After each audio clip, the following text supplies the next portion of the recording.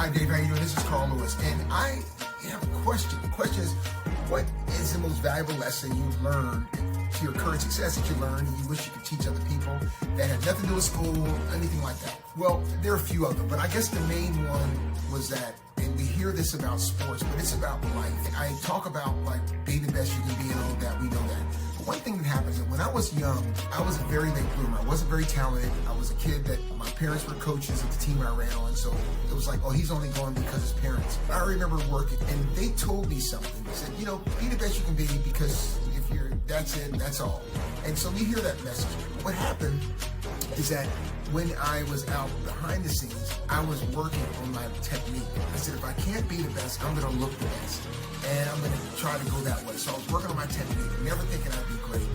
And then all of a sudden my body started to grow and my technique came in handy because now my technique was great and my body was great. So I exploded. The thing is that what I've learned always is, in the philosophy I have, if life was easy, everybody would be good at it. So what I want to tell you, the biggest advice is life is not easy. Life is not challenging. You improve every single day and you want to achieve something, whether it's a test or whether it's sports or whether it's life. You work on it every day to prepare yourself for that time. Do that and also create little markers. And this is kind of something to have. Create markers in your day or your week or your month or your year or your life that can help you become ready. So like in competition, I had a Tuesday long jump day. And so I used to measure it. So if I had a great long jump Tuesday, I knew I was ready on Saturday.